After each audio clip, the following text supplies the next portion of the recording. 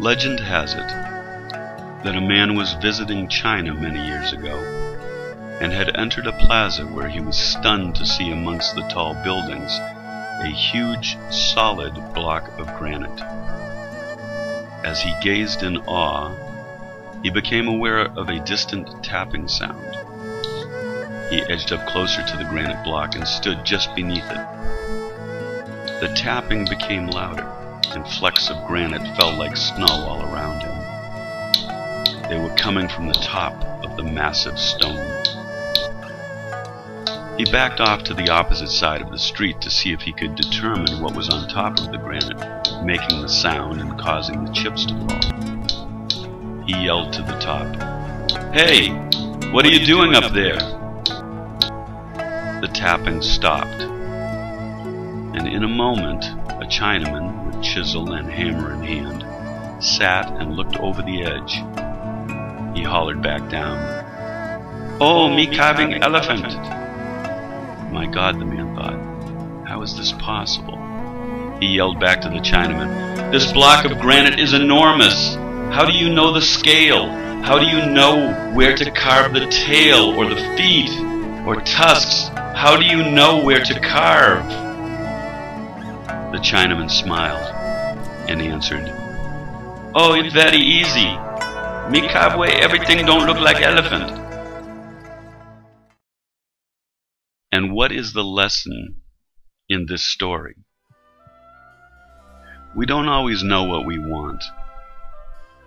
But if we are at least clear about what we don't want, the process of elimination will always bring us closer to the ultimate goal.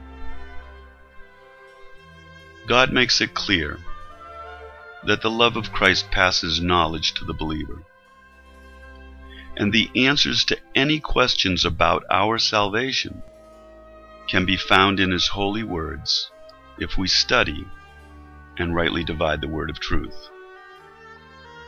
Paul wrote to the Ephesians, speaking of Jesus Christ, that He would grant you, according to the riches of His glory, to be strengthened with might by His Spirit in the inner man, that Christ may dwell in your hearts by faith, that ye, being rooted and grounded in love, may be able to comprehend with all the saints what is the breadth and length and depth and height, and to know the love of Christ, which passeth knowledge, that ye might be filled with all the fullness of God. So as we seek to come to a pure understanding of God's grace for us today, we should keep in mind that even though we may not have perfect understanding right away, we should be aware of what God does not want during this dispensation of grace. As we read His Word, whenever works are a requirement for salvation, chip it away.